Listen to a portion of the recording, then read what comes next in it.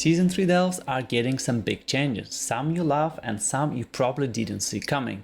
In this video we're covering all important updates you need to know before diving back in. Let's break it down. Not a surprise to anyone that we're getting a new delve this season called Archival Assault, and it's a standout. Visually it's set inside a reimagined version of Azure Vault, and it looks stunning. You get a special extraction button that lets you dash, deal damage and gain damage reduction. But it's not just a combo tool, it also unlocks secret path and puzzle style movement challenges.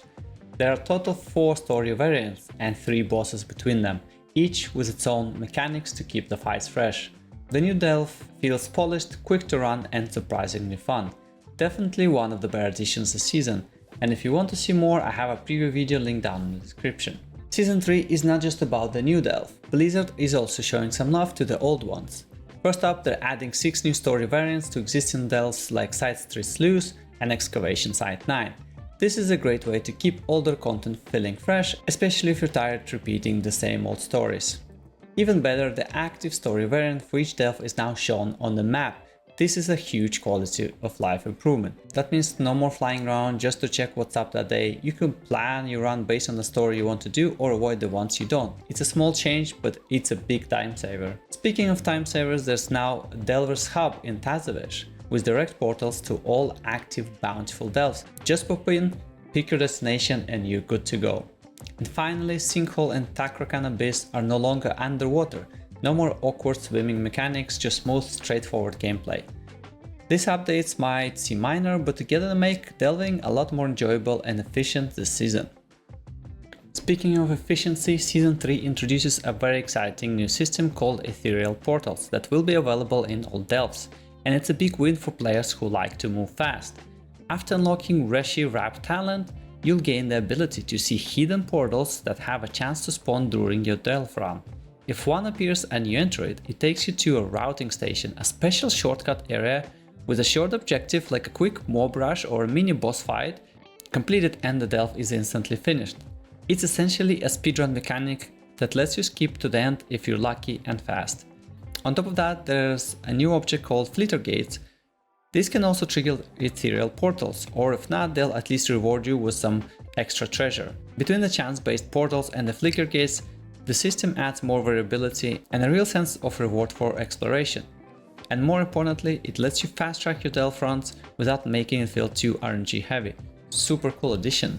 And Delver's journey progression is getting a bit of a shake-up this season. First off, bountiful delve maps don't unlock right away. You'll need to hit rank 2 of a seasonal progression first.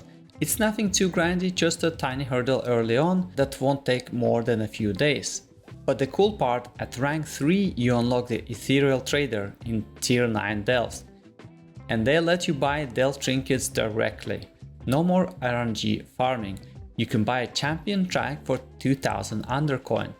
These trinkets aren't meta defining, but they're strong enough to replace your old ones until you get that mist track in your vault. As for our favorite companion Brann, well, he's getting a usual seasonal buff. His level cap is increasing from level 80 to 100, giving us 20 new levels to grind and power up Brann.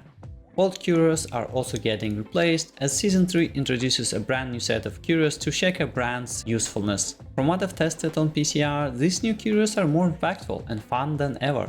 Less gimmicky, more useful, making Brann feel like a real asset, not just someone you have to drag along. And here's a fun surprise, Blizzard added a cool social feature inside delves.